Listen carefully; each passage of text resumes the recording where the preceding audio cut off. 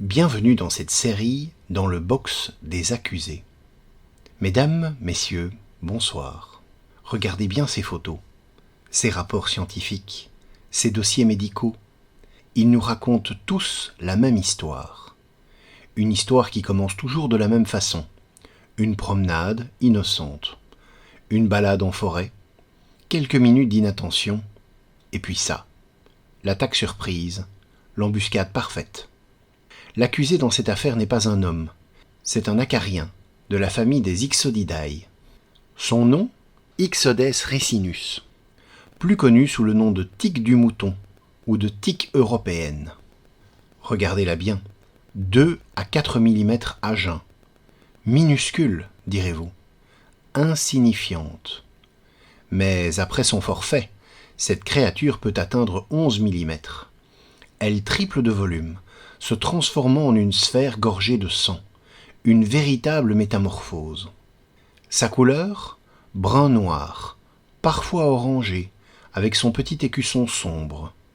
Une tenue de camouflage parfaite pour se fondre dans la végétation et attendre, patiemment, sa prochaine victime. L'arme du crime ? Regardez cette photographie. Vous voyez ce petit appendice ? C'est son rostre. Un véritable harpon denté qui lui permet de s'ancrer dans la peau de sa victime et d'y rester accroché pendant des jours entiers. Son mode opératoire ? L'embuscade silencieuse. Ixodes ricinus ne court pas derrière ses proies. Elle attend. Des heures, des jours, des semaines parfois. Postée dans les herbes hautes, sur les feuillages, elle attend patiemment qu'une proie passe à sa portée. Mais attention, elle n'est pas passive pour autant.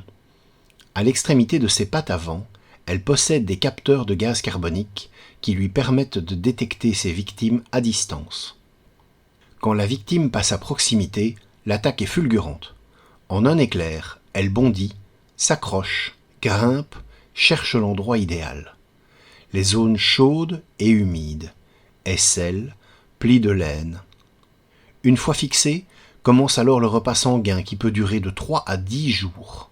10 jours, imaginez.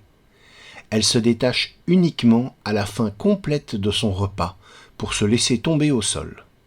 Cet accusé représente un danger particulier qui dépasse de très loin le simple fait de se nourrir de sang, car ce qui la rend véritablement menaçante, c'est sa capacité sournoise à transmettre la borréliose de Lyme, en inoculant dans l'organisme de ses victimes la bactérie Borrelia burgdorferi. Le processus d'infection, messieurs, dames, il suit un protocole implacable. La bactérie Borrelia burgdorferi réside initialement dans l'intestin moyen de la tique infectée. Là, elle se maintient dans un état de dormance relative. Cette phase de quiescence, elle persiste tant que la tique n'a pas commencé à se nourrir d'un hôte. La bactérie attend, elle patiente. Mais voilà, lorsque notre accusé s'accroche à un nouvel hôte et entame son festin sanguin, tout change. Dès les premières gouttes de sang absorbées, plusieurs bouleversements surviennent dans l'intestin de la tique.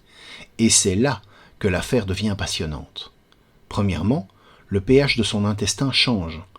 Ensuite, l'arrivée du sang chaud de la victime élève la température interne. Ces modifications agissent comme de véritables signaux d'alarme pour la bactérie Borrelia burgdorferi.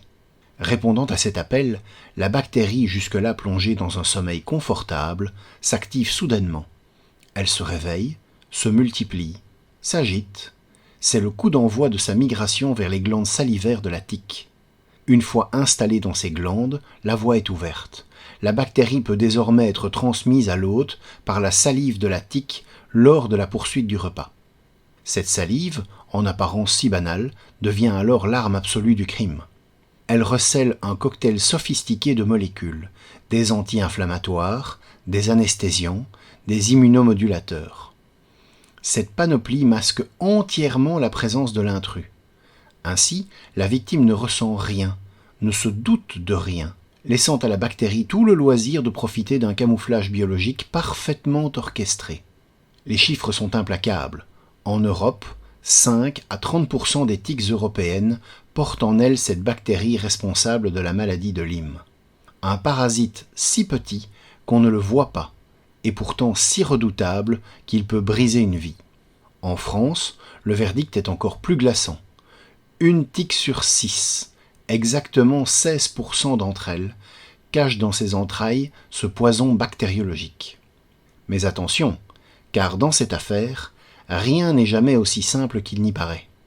Bien qu'une tique sur 6 soit infectée, la transmission de la bactérie n'est pas systématique lors d'une piqûre. Les recherches montrent durant les 24 premières heures suivant la fixation de la tique que le risque de contracter la maladie de Lyme reste très faible, même dans les régions à haut risque. La bactérie n'a pas encore quitté l'intestin pour gagner les glandes salivaires. Mais passé ce délai, la probabilité d'infection grimpe en flèche. Borrelia s'est multiplié et a pu migrer, rendant la contamination bien plus probable au prochain repas. Il est crucial d'ôter la tique au plus vite, idéalement dans les 24 heures après sa fixation, pour limiter efficacement le risque de transmission de la bactérie. Les habitudes de l'accusé ? Notre tique ne frappe pas au hasard. Elle a ses périodes de prédilection, de mars à novembre, avec un pic d'activité entre mai et juin. C'est à cette période que vous avez le plus de chances de croiser sa route lors d'une balade en forêt. Ses territoires de prédilection, forêt, bois, prairies, jardins. Tous les milieux où la végétation lui offre un poste d'observation idéal. Le cycle de vie d'Ixodes ricinus se déroule en 3 stades, larve, nymphe, adulte, avec à chaque étape un repas sanguin obligatoire. À chaque repas, une victime potentielle. Les nymphes sont particulièrement sournoises, si petites qu'elles passent souvent inaperçues, mais déjà capables de transmettre la maladie. Voilà donc le portrait robot de notre accusé, Ixodes ricinus, la tique du mouton. Un prédateur microscopique mais redoutable, patient et méthodique. Elle ne tue pas directement, mais elle empoisonne, elle transmet, elle contamine. Un adversaire à ne jamais sous-estimer. L'affaire Laurent. Jeudi 15 juin 2025, quelque part dans le Grand Est. Dans cette région où la borréliose de Lyme sévit particulièrement, avec 117 cas pour 100 000 habitants, ce qui semblait être une journée banale va basculer vers la tragédie. À la pharmacie du Jolibois, Marine, étudiante en 5e année de pharmacie, ne soupçonne pas encore qu'elle va être confrontée à l'une des agressions les plus sournoises orchestrées par la nature. En effet, dès ce matin, l'accusé a laissé sa première marque sur l'épiderme d'un homme de 38 ans. Profil de la victime ? Laurent, 38 ans, responsable commercial dans une entreprise de matériel forestier, marié et père de famille. Un quotidien sans histoire en apparence. Mais c'est précisément cet environnement qui va orchestrer sa rencontre fatale avec l'accusé. Son métier l'expose quotidiennement. Prospection commerciale en pleine forêt, démonstration de matériel dans les sous-bois, contact permanent avec la végétation dense. Ses loisirs achèvent de le livrer à son agresseur, course à pied dominicale sur les sentiers forestiers, jardinage intensif dans un terrain bordant la forêt. Chaque sortie, chaque activité représente une occasion supplémentaire pour l'accusé de frapper. Laurent évolue, sans le savoir, dans le territoire de prédilection de son futur agresseur. L'enquête commence. Ce jeudi matin, Laurent franchit le seuil de la pharmacie. Il vient montrer quelque chose. Une rougeur qu'il a remarquée il y a 3 jours et qui lui semble bizarre. Il se demande si c'est grave.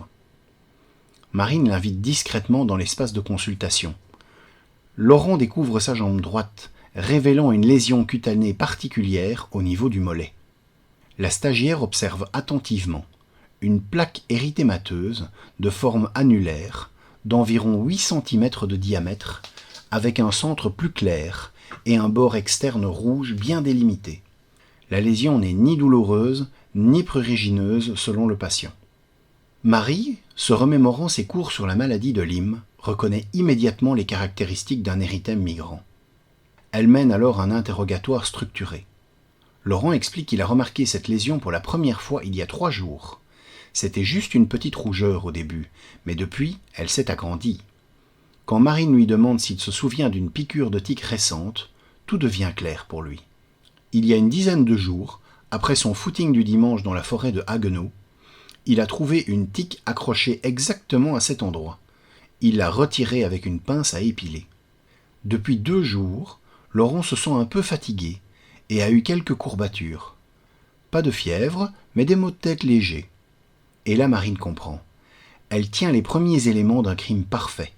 L'accusé a frappé, et elle vient de découvrir sa signature. Marine réalise qu'elle assiste au premier acte d'un drame qui pourrait s'étendre sur des mois, voire des années. Car si Laurent ne reçoit pas rapidement le traitement approprié, la bactérie Borrelia burgdorferi continuera son œuvre destructrice, s'attaquant progressivement aux articulations, au système nerveux et au cœur. L'enquête ne fait que commencer, mais déjà les preuves s'accumulent.